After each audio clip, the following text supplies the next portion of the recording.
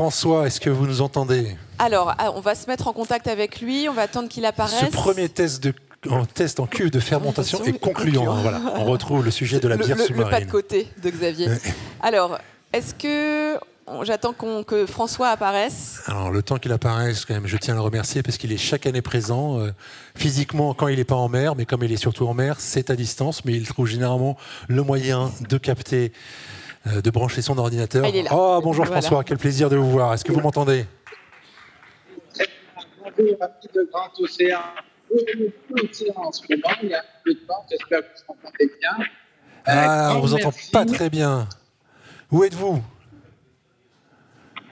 Avec toute l'équipe longitude 180, l'équipe de l'Université de Toulon, on est au large des îles de France en ce moment.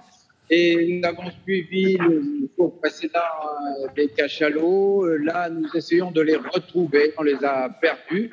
Alors, on prend nos hydrophones, tous plus extraordinaires les uns que les autres, pour essayer d'écouter leur.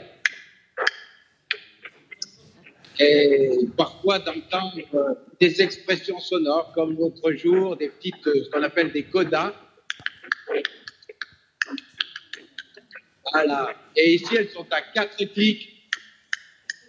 Enfin bon, nous explorons le langage afin de savoir comment les cachalots font société. Alors, on ne vous a pas très bien entendu. Où est-ce que vous êtes exactement? Alors, au large des îles de l'Érins, en Méditerranée. D'accord. Et donc, vous êtes à la recherche de votre famille cachalot que vous suivez depuis des années? Oui, enfin, c'est une autre famille ici en Méditerranée. On en suit une au large de l'océan, de l'île Maurice dans l'océan Indien. Et ici, c'est des cachalots qui sont plus des mâles, qui ne sont pas des clans, mais petits groupes, comment ils disent leur affinité entre eux et qu'est-ce que c'est que faire société des cachalots. Ah, mon cher François, hélas, on vous entend très très mal. J'ai peur, je ne vais pas vous demander de vous approcher de la fenêtre, ça n'aurait aucun sens.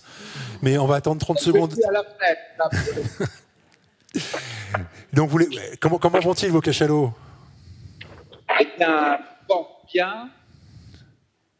Je vais essayer peut-être de me mettre plus à l'intérieur. Est-ce que vous m'entendez mieux? Ah bah, c'est le monde à l'envers.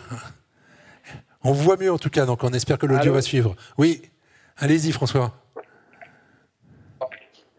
Oui, les cachalots de Méditerranée vont relativement bien, mais ils sont tous par nos activités, par avec ces navires qui sont la première cause de mortalité non naturelle. Et nous essayons d'apporter des informations sur les zones qu'ils fréquentent afin de demander la réduction de la vitesse des bateaux pour protéger les cachalots et les grands cétacés en général. Et là vous les avez trouvés, vous les avez identifiés, vous les entendez? Oui, on les a trouvés. Les cachalots,